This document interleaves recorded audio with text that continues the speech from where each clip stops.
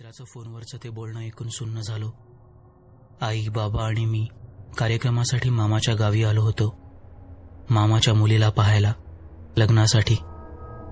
आईने अक्षरशः, जाऊ दे, मला उद्या ड्युटीवर जायचं आहे, त्यामुळे मी एकटाच इकडे म्हणजे गावाहून घरी आलोय. त्यात गल्लीत घडत असलेला हा प्रकार. आई म्हणत होती जाऊ नको, पण तिथं 4 चौघात मी भित्रा ठरलो असतो. मी किती धाडशी आहे हे दाखवण्यासाठी आईला म्हणालो, आज जग कुठं पोहोचलं आहे.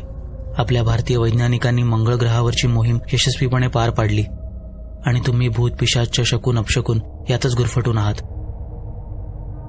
माझ्या बोलण्यानं तिथल्या लोकांना मी खूप धाडशी वाटलो, पण आता समजलं की जगाच्या पाठीवर सर्वात भित्रा कोण असेल तर तो मी आहे. तशी आई पुढे येत म्हणाली, माहीत आहे खूप धाडशी बाळते, पण गल्लीत काय चालू आहे माहीत आहे ना? हो ग आई.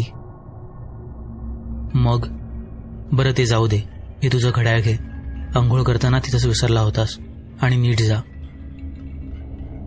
अरे हो, मगाशी तसंच बाथरूममध्ये राहिलं होतं आणि हे घड्याळ मगापासून शोधतोय. घड्याळ हातात घालतच बाईकवर बसलो. वाऱ्यासोबत गूज करणाऱ्या माझ्या बाईकने 70 ते 75 किलोमीटरचा भरात तोडले. मगाशी गावाकडून येता येता कविताच्या आईला आणि भावाला हॉस्पिटलमध्ये पाहायला गेलो होतो. जबर मानसिक धक्का बसलेला. वडील डोकं धरून सुन्नपणे बसून होते. एक हस्त खेळतं घर उद्ध्वस्त झालेलं, पण कविता अजूनही सापडली नव्हती. ती रात्री कुठे गेली, तिचं काय झालं, कसलीच कल्पना कोणालाच नव्हती. आता रात्रीचे 2:30 वाजत आलेत. न राहून मला वाटतंय की घरी कोणीतरी आहे माझ्या व्यतिरिक्त. पण खरंच आहे की मला भास होतोय, कदाचित 8 दिवसांपासून गल्लीत सुरू असलेला हा थरारक प्रकार डोक्यात गेलाय, त्यामुळेच असे भास होत असावेत. मिट्ट काळोख आता काहीसा धुसर होतोय. त्याचसोबत एक आवाज येतोय, एखादं शरीर फरफटत नेण्याचा. हो, तसंच काहीसं. आवाज किचनच्या दिशेने जातोय. मी माझ्या खोलीत आहे आणि अगदी समोर किचन रूम आहे. अगदी सहज पाहू शकतो, पण पाहायचं धाडस होत नाहीये. काय करावं? किंचितसं डोकावून पाहतोच, म्हणजे अगदी पुढे न जाता भिंती आडूनच. काळीच धडधडतंय, भीती वाटू लागलीये, पण मला भास होतोय की खरंच कोणी आहे हे पाहायला हवंच. भिंतीवर हात ठेवून मी किंचित आत डोकावतोय. हो, आहे कोणीतरी. पाठमोरी एक आकृती. याचा अर्थ मला भास होत नाहीये. मगापासून जे घडतंय, जी चाहूल जाणवतंय, ती सत्य होती. अंगातल्या पांढऱ्या गाऊनवर ठिकठिकाणी रक्ताचे गडद डाग सुकून काळे पडलेत. डावा हात दंडातून तुटलाय, तर उजव्या हातात एक लांब धारदार सुरा आहे, ज्यावर रक्त लागल्यासारखंच दिसतंय. 1-2दा मानेला हिसडा देत त्या चकाकणाऱ्या स्टेनलेस स्टीलच्या चाकूवरून नजर फिरवत मुठी जरा गच्च पकडून खाली झुकलीये. किचनच्या असलेल्या खिडकीतून किंचित प्रकाश येतोय, पण खाली जमिनीवरचं काहीच दिसत नाहीये. बापरे, परवा तिनं स्वतःचा हात तोडून बाहेरच्या पिशाच्यांना खायला घातला होता. आता काय पाय तोडून खायला घालणार की काय? हो, खरंच ती काहीतरी कापते. तिच्या घरच्यांना सांगायला हवंय, पण बाहेर पडताना जर माझी चाहूल तिला लागली तर? नको, मी इथंच या अंधारात लपून तिच्यावर लक्ष ठेवतो, कारण बाहेर धो पाऊस आणि सोसाट्याचा वारा सुटलाय. यात कोणाचं दार वाजवलं आणि त्यांनी नाही उघडलं तर?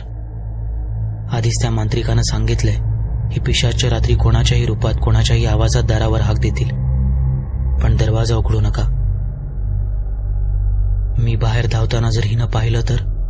कल्पना करतोय, म्हणजेच या धो कोसळणाऱ्या पावसात, त्यात भयान काळोख, मी जीवाच्या आकांतानं पुढे धावतोय आणि ती हातात चाकू गच्च धरून माझ्या मागे धावते. तुटलेला हात किंचित मागे पुढे हलतोय आणि केस पावसाच्या पाण्याने ओले होऊन तिच्या चेहऱ्यावर पसरलेत. मी लोकांचे दरवाजे वाजवतोय, कोणीच उघडत नाही आणि ओरडत किंचाळत ती अगदी जवळ आलीये. मी खड्ड्यात पाय घसरून पडलोय आणि पुढची कल्पनाच करवत नाही. बाहेर जायला नकोच, पण समोरचं दृश्यही पाहावलं जात नाहीये. काय करू आता? इथं खोलीत अंधाराचा फायदा घेऊन लपूनच तिच्यावर नजर ठेवायला हवी, पण जर या काळोखात ती दिसेनाशी झाली तर? बापरे, विचारही सहन होत नाही. अंधाराचा फायदा घेऊन लपूनच राहतो. ती अजूनही खाली वाकून काहीतरी करते. ती स्थिर झालीये. तिला चाहूल तर जाणवली नसेल, कारण ती माझ्या दिशेने पाहते, अगदी शांतपणे. ती उभी राहते. हातातला तो लांब धारदार सुरा अक्षरशः रक्तानं माखलाय. चेहरा केसांनी पूर्णपणे झाकून गेलाय. पण तिच्या चेहऱ्याच्या दिशेवरून असं वाटतंय की ती मलाच पाहते. हो, अगदी तसंच. पण मी जिथं लपलोय तिथं किंचितही प्रकाश येत नाहीये. देवा, आता काय करू? तिला कदाचित माझी चाहूल जाणवलीये. धावत बाहेर जाऊ? जितकं दूर जाता येईल तितकं दूर धावत जातो. जोवर सकाळ होत नाही तोवर धावतो. नाही, तसं चालणार नाही. बाहेर ती भूतांची पालखी आयत्या तावडीत सापडेन त्यांच्या. मी आता जमिनीवर पडून काळोखाचा आधार घेत भिंतीच्या आडूनच तिला पाहतोय. आता कसलाच आवाज न करता सरपटत बेडच्या खाली जातो, म्हणजे तिला दिसणार नाही. सरपटताना सरसर असा किंचित आवाज होतोय आणि ती पुन्हा शांतपणे आपली मान किंचित तिरकी करून ऐकते.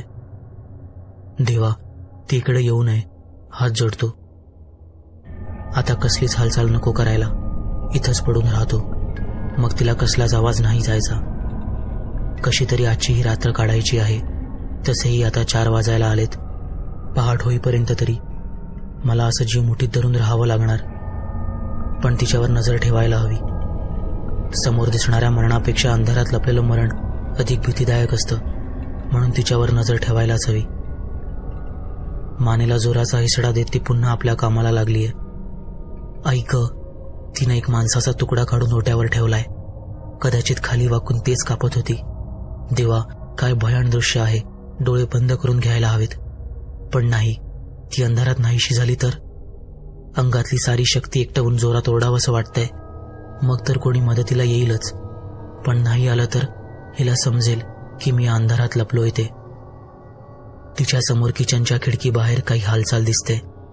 खिडकी बाहेर अशा या पावसात ती कोण लोक उभी आहेत? माणसं असतील? देवा, ही माणसं नव्हेत. लांब हात आणि त्या रक्ताळलेल्या लांब सडक नख्या. या भयान आकृत्या, जशी अनेक पिशाच्च. काळोखात त्यांच्या सावल्या अधिकच भीषण दिसत आहेत. खिडकीतून त्यांचे हात आत येताच तिनं तो कापलेला माणसाचा तुकडा त्यांच्या दिशेने टाकला आणि एक भरड्या आवाजात पुटपुटते. तो अस्पष्ट आवाज. स्वप्नात ऐकलेलं तेच अर्धवट वाक्य आता स्पष्ट ऐकू येत होतं. कुठवर स्वतःचा असा तुकडे करून तुमचे पोळं भरू. तिचा तो भरडा किळसवाणा आवाज ऐकून काळी छाती फाडून बाहेर येतय की काय अशी भीती वाटते. ती आणखी काही पुटपुटते. हो, आवाज येतोय. पण तू मला उपाशी नाही ठेवणार. बडबडतच ती खाली वाकली.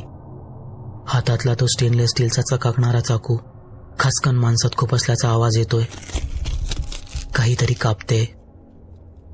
मांस कापतानाचा चरचर असा आवाज. या काळोखातील भयान शांततेत आणखी भेसूर वाटतोय. खाली वाकूनच तिनं हातातील चाकू किचनच्या ओट्यावर ठेवलाय. त्या चाकूवरून रक्ताचे थेंब अजूनही ओघळत आहेत. तिचा तो तुटलेला हात काहीच कामाचा नाही. ती उजव्या हातानं त्या अंधारात काहीतरी तोडते. झटका मारून ते उपसलं आणि ती उभी राहिली. तसा तिच्या उजव्या हातात दुसरा तुटलेला तो मानवी हात दिसला. दडा वेगळा केलेल्या हातात ते घड्याळ निसटून ओट्यावर पडलं. तेच घड्याळ जे आज येताना आईनं माझ्या हातात घातलेलं. डोकं सुन्न झालंय. म्हणजे ते स्वप्न नव्हतं. माझ्या उशाशेजारी बसून तिनं सुरुवातीलाच माझा गळा चिरलाय आणि माझा आत्मा या अंधारात वावरतोय. म्हणजे माझी अनोळखी चाहूल तिलाच जाणवते.